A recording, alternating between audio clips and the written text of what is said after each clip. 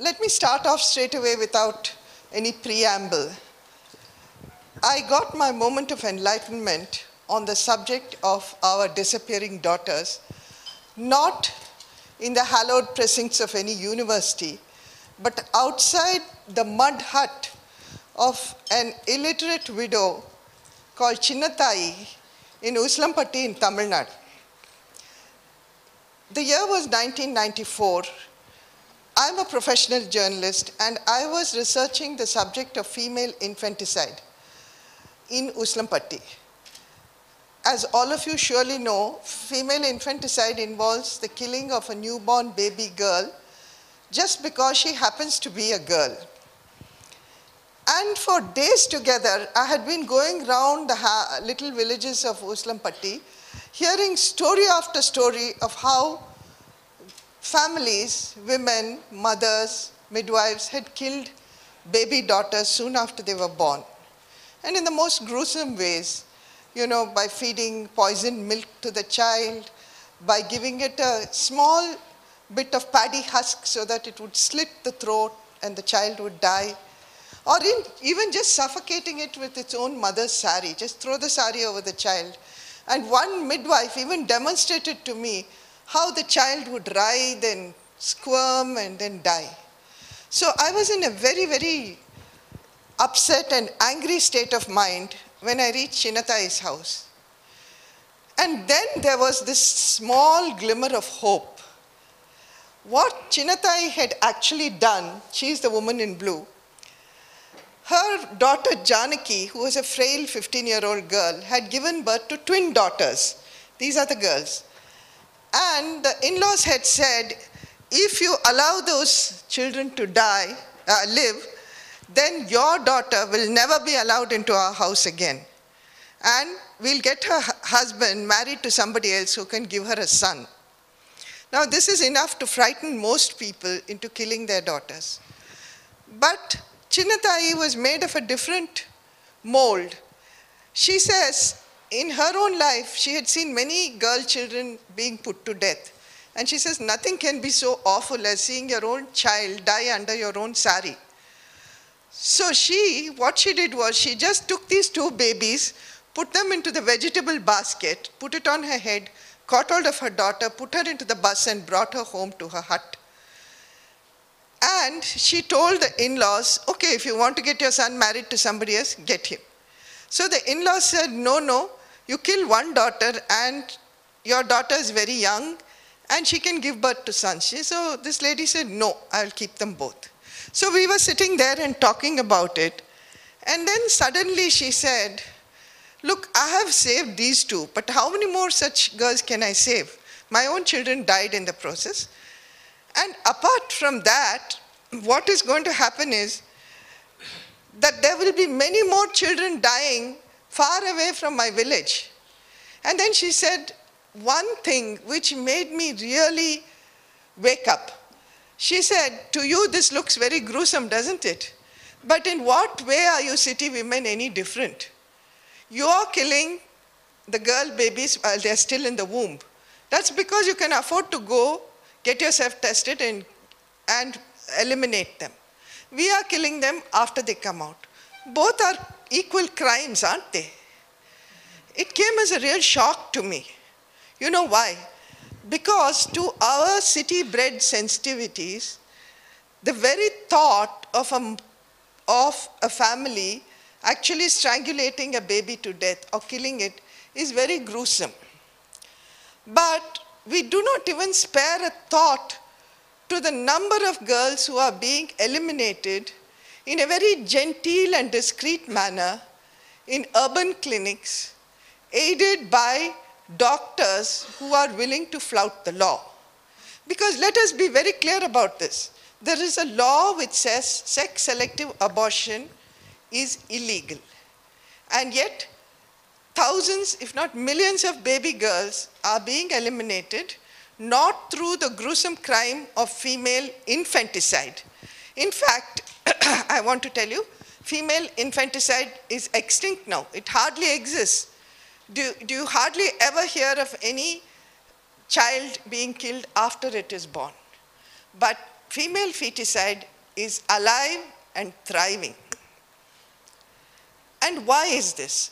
Why do people, whether it's in the urban areas or in the rural areas, why do they want to eliminate their baby daughters? Kanchama, who is a midwife, who had sent many such baby girls to heaven in Uslampati area, told me it's because parents don't want baby girls who will one day grow up into burdensome women. They'll become a big burden on the society. And she said this very sadly, because Kanchama herself had 4 girls whom she had kept. She had not eliminated any of them. So I asked her, why do you do this? Why do you eliminate the girls when you yourself is sorry about it? She said, Parangama, in Tamil she said, look, if I don't do it, somebody else will. Because the parents will definitely find somebody else who will help them. For me, it's a living. So I have helped them and I've earned my money. I need the money. But if I don't, then they'll find another midwife or somebody else. So this is what is happening even in urban areas. Now, why am I dwelling in such length over these 2 stories? Because for me, it ripped the facade of a crime which is kept very secret. Because you and I think, you know, female infanticide, it happens among the poor, the disempowered, the illiterate. But people like us don't do such things. We are not anti-girls, we keep our girls. Now let me tell you the biggest shocking truth, which I think most of you would already know, that the maximum number of girls are disappearing not from the rural hinterland, but right here from our cities. They are disappearing from the most literate, prosperous states where medical health is easily available, medical care. Places like Punjab, Haryana, which are agriculturally very prosperous states. Gujarat, which is also very prosperous. Bangalore, which is an IT city. Hyderabad, you know what a modern and happening city is. This is where the girls are disappearing from. Not from Uslampati anymore. They did at one point of time. Things have changed now, but I don't know if they have really changed in a major way. So you might ask me, how do you know that the girls are actually disappearing? All over the world, to every 1,000 boys, there are 950 girls born. That is the natural ratio. There are more boys than girls born. Anything less than 950 shows that there's something slightly wrong. But you know, our country, just look at the child sex ratios, how they have dropped. Over here, the red areas indicate where it is like 915. And the pink areas show 916 to 950. Now these red areas only exist over here. Okay? See how it is spread over here. So between 2001 and 2011, the child sex ratios have dropped. Now you may say, these are, what figures are these? This is 915 instead of 950. But you just multiply this by the population of India. And you will understand what the deficit is. Now, what has happened is, across the country, even in places where, you know, it was previously non-existent, it has spread.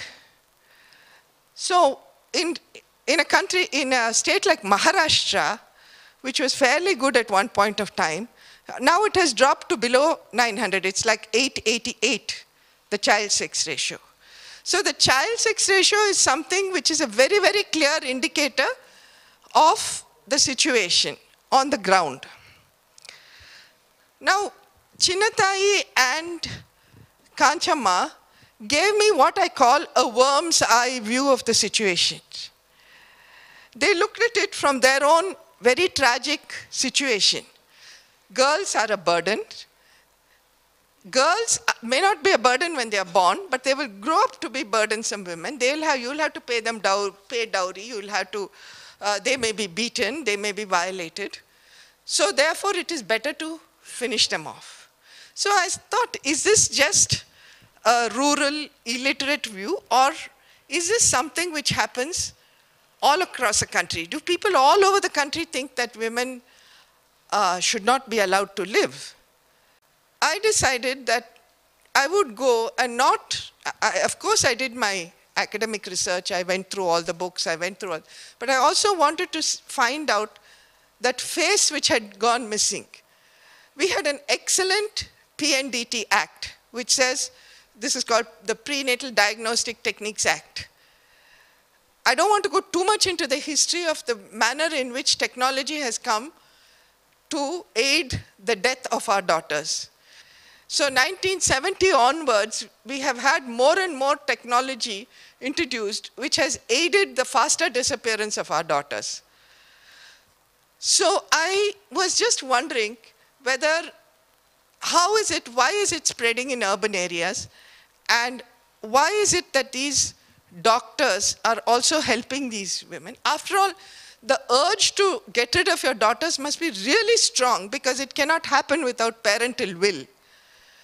So wherever I went, I talked to women's groups. I had to spend a lot of time talking to people, because nobody's going to come and tell you, yes, I eliminated my daughter because I don't want her to live. They're going to say, no, I didn't do it. And then after a long number of conversations, many women break down, they talk, and so on.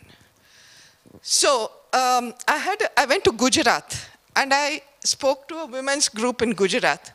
Now you see, these women are not of the same level as the Uslampati women in terms of poverty or lack of awareness. They were fairly well educated. This was a village of dairy farmers in Gujarat. They were Patels. And I'm talking of 2006. Already, the child sex ratio was below 800 over there. Not 950, but below 800. So it was really bad. Then I asked them, why is the ratio so low? We don't know. So then we started talking. So how many of you know that getting rid of the child in your womb is against the law? All the hands went up. How many of you know that the scan is used for detecting whether the sex of the child, whether it's a boy or a girl? All the hands went up again. How many of you know that the scan can also be used for medical purposes? Again, all the hands went up. How many of you have been scanned while you were pregnant with your child? Not one hand went up, because they thought it is illegal to admit even that they had got a scan done. So I said, look, it is not illegal to get a scan done, but it is illegal to find out the sex of your child through getting the scan done. They all laughed. And they said, of course we know that. Then why, if you know that, why are you getting the scan done? He says, look, why are you asking us this question? We don't want daughters. And that's a personal decision. It's nothing to do with you or with the government. This was a very strong answer that the women gave me. Not just in this village, I'm just using this village as an example, but I toured through many such villages in Gujarat. Then I went to Punjab. So one of the women over here stood up and she said, we don't want children because we don't want them to suffer like us. Now, if the women in Uslampati had said suffer like us, it's something, but these were all prosperous people. So I couldn't understand what they meant by suffer like us. Then I went to Punjab, which is even more prosperous, and where there are rich farmers, rich agricultural areas. And there, a lot of women I met were really suffering because of medical complications, because they had had a number of abortions. And was their suffering self-inflicted, or was it a suffering inflicted upon them? They still said they want to have more abortions, they are willing to have, because they need to have a lot of sons. Then I went to Tamil Nadu. Tamil Nadu again, I came across a woman who had actually swallowed some medicine, thinking that the child in her womb was a female, but actually it had turned out to be a male, and she gave birth to a deformed son. And she thought it was the wrath of God on her because she had actually tried to kill the child. So she was suffering triple-fold compared to all the other people. Then I have also talked to a lot of people in rich urban circles. Now, these are not people who will suffer if they have daughters. But as a nation, we have hypnotized ourselves into thinking that daughters bring suffering, sons carry the status of the family on their shoulders. So these people were very openly said, though they will not admit that they have eliminated daughters because it's against the law, but they say, what's wrong with wanting sons? We want to have more sons. It's not a question of just bringing in the dowry. We feel a daughter will take away the money and go to another family. So they want more sons and a less number of daughters. Most probably, they have all eliminated what they call extra daughters. One daughter is okay, two daughters, no. Two sons is okay, three sons also okay, but not more than one daughter. So, you know, that mindset, it's not something which came overnight. We have been hypnotized over generations to believing that unless we have sons, the family status goes down. That mythical status in society is very important. So there are so many women who have wept and told me, you know, Amma, not that I have anything against daughters, I myself am a woman, but if I don't produce sons, my husband will marry another. If I try telling her, you know, the chromosome which determines the sex of your child comes from your husband, not you, they're not willing to accept it. You know, there are many people who come and argue with me very violently and say, you know, if the number of girls goes down, then what will happen? The status of the women will go up. But let me tell you, what will happen is what is happening in Haryana. As soon as the status of the women, as soon as the number of women goes down, there will be more rape, there will be more kidnap. So whom are we protecting and from what? You're protecting some girls so that other girls are more distressed. You are killing off those girls so that more girls may be raped or that they may be married off to live with 5 brothers in a family. These are things that we really have to think of. And I'm not going to touch on Unbound. I'm only talking about this. Unbound was written to make people understand that women are very valuable in society. But that will be the topic of another speech. Thank you.